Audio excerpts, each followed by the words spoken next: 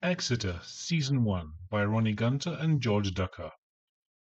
This series certainly has its fair share of fans, including the New York Times if we are to believe the blurb, and I must admit I'm wondering why. I did enjoy it, but other series have gripped me more. To say it's slow is an understatement.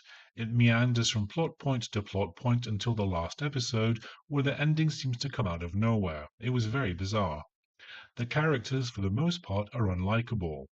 The description says, a veteran detective is forced to reconcile the errors of a past case when a woman she convicted of murder is exonerated after 10 years in prison. Except this never really happens. She certainly doesn't have to pay for her errors. The strongest reaction is from the guy who does the autopsies, but even that is just one comment. Perhaps this is the writer wanting to reflect the imperfect reality of the US criminal justice system. The description also says, filled with peculiar and authentic characters. Well, for me, the characters are more caricatures than fully fleshed out people we want to hear more about.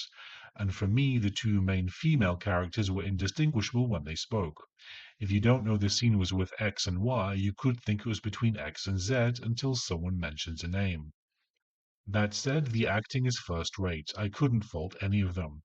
The woman who plays Linda, I have no idea what the actress's name is, despite the final 2 minutes of every episode being taken up by credits, in particular gives a very moving performance.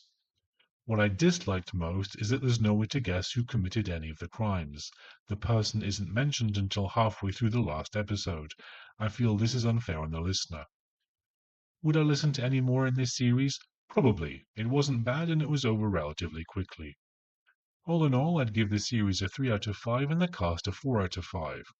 How about you? Have you listened to this story? What did you think? Let me know in the comments below. Don't forget to like and subscribe as I release a new review every week. Thanks for listening.